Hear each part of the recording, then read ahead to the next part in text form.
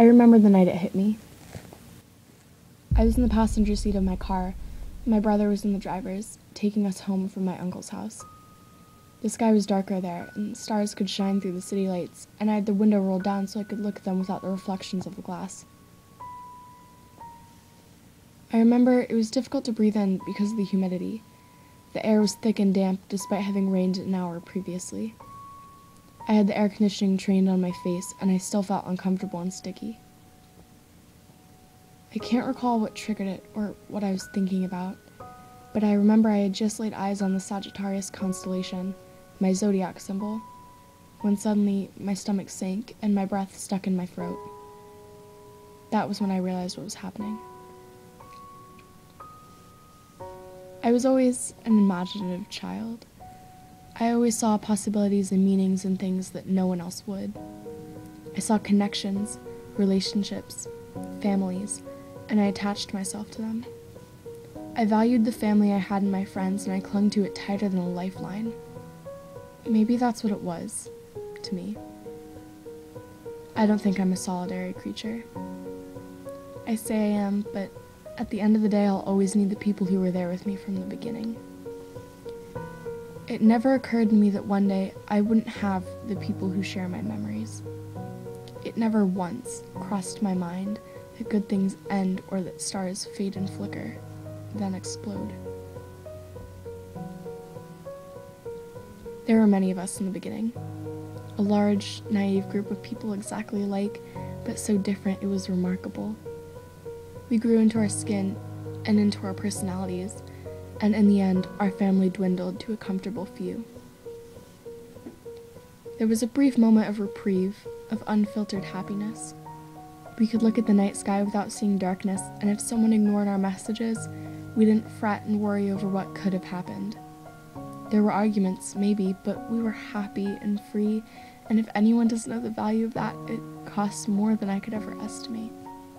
I think that's when I became attached, when I determined that they were my people and that maybe I was theirs.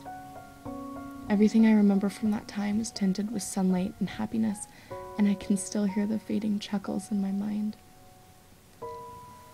Then the storm hit. The clouds rolled in and covered the stars, and with it came the tidal waves of sadness and anger, desolation and resentment.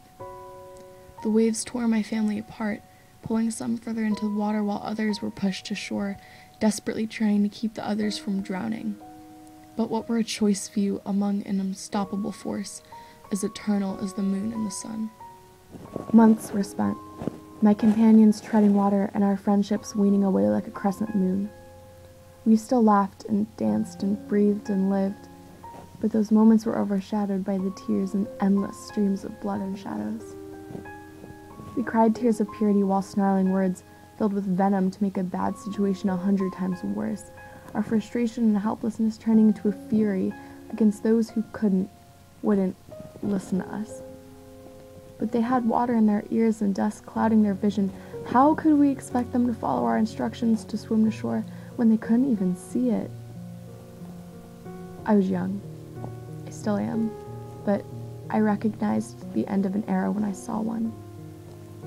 And the problem was I didn't know what would mark the end of our age, whether it be radio silence one day or a funeral the next. Nothing had ever terrified me more. Somehow, in the act of trying to keep ourselves together, all we succeeded in doing was tearing ourselves further apart. Nights were spent having frantic conversations, and the early hours of the morning were spent lying in bed, staring at the ceiling, wondering how you suddenly took on what felt like partial responsibility of a life, a task no one asked of you but silently expected. That's what friendship is. Protection when you're weak, and backup when you're strong. They were my backup and protection. They were my best friends, blood sisters, critics, companions, role models, partners in crime, and they were my family. They still are. We all survived the ocean. Some swam further to the shore, their victory hard won and brutal. And one, well, she swam further out, away from shore. Away from us. She found an island, and I think she's happy there. She deserves it. We all do. We're still young, and this is the first fight of many. Things will only get harder, and the waves will get larger and darker and swifter. But I think we're decent swimmers. We'll be okay. We recover because humans were born to heal. We might drift, but we'll never drown. Some of my best times are with them, and we'll have 1,000 more. And life might get challenging, and the stars might stop shining. But darlings, storms always pass. They have to pass, because beautiful things can only be covered for so long.